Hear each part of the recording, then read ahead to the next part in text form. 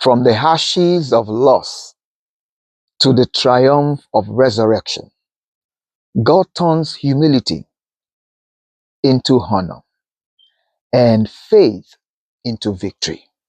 Welcome to day 127 of the 180-day Bible journey. Today we see how to strengthen our confidence in God's sovereignty, how His blessings over our household, and the unshakable hope of resurrection.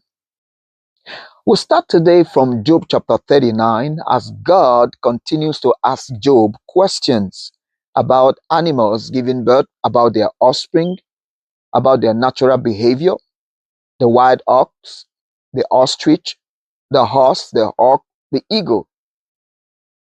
God's creation displays His power and wisdom beyond human understanding.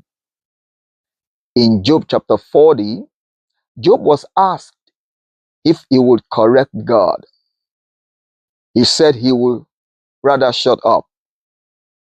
God further asked Job if he can behave like the Almighty, who controls nature and animals and demonstrates infinite power. Humility is the right response to divine majesty.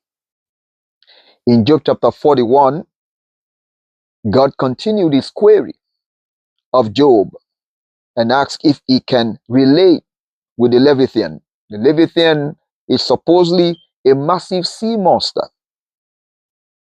God describes the untamable, undefeatable creature that is king over creatures on earth and over all the children of pride. God's sovereignty rules over all things. In Job chapter 42, Job quickly repents before the Lord. He retracts everything he has said. He said, I did not know. He was in shock. And God spoke to Job 3 friends, and he was very displeased with them because they did not speak, they did not represent God the way he expected them to represent him. And they had to make an offering to the Lord. And the Lord asked Job to pray for them. Can you imagine? Same Job is praying for them because Job was accepted before God. The Lord restored Job twice all what he lost. And we saw family coming around to console him. As they were consoling him, they were giving him, they were blessing him, with substance. And so the later end of Job was a glorious one because he had another 10 children, 7 sons and 3 daughters again, just like he lost, just like the 10 children he lost earlier. And then he died at the age of 140, full of age, and he saw his children's children. What a story. What a very, very ending, a very good, blessed ending. Repentance leads to restoration and it leads to lasting peace. And we pray that will be our portion in Jesus' name. In the book of Psalms 128, the psalmist says that blessed are those who fear the Lord and they walk in his ways. They will eat the good of the land and their family is going to be blessed. He said the blessed man will see the good of Jerusalem and he will see his children's children, just like Job did. Obedience is what brings generational blessing and also generational peace. As we do good, as we bless the Lord, as we fear him all the days of our lives, it's not just for us, it is also for our children's children. That is the legacy that we can leave to our children's children. The legacy of godliness, the legacy of walking in the fear of the Lord.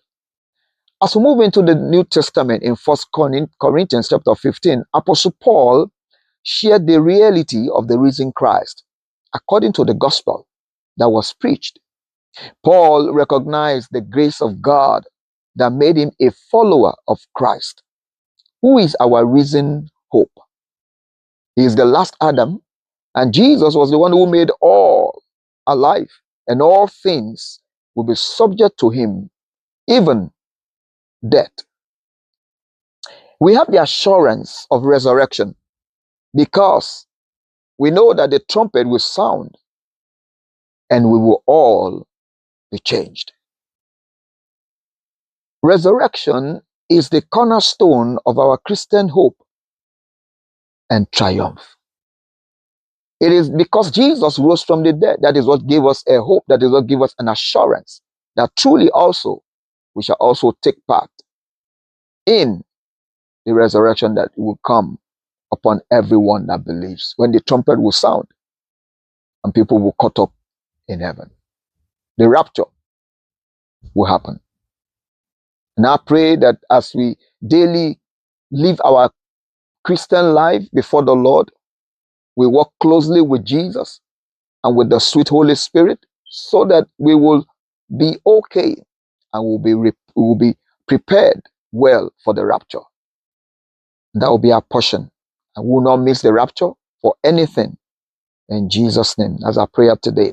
That comes to a memory verse in 1 Corinthians chapter 15, verse 58, which says, "Therefore, my beloved brethren, be steadfast, immovable, always abounding in the work of the Lord, knowing that your labor is not in vain in the Lord." Like I said, let's continue to do good. Let's continue to bless God. Let's continue to work in the fear of the Lord. Let's continue to be assured of the hope of the gospel, of the resurrection of Jesus Christ. And let our light shine more and more unto the perfect day. In Jesus' name. My name is Alan Olonshola, and I thank you for joining me today. I look forward to seeing you tomorrow. And God bless you, and have a good day.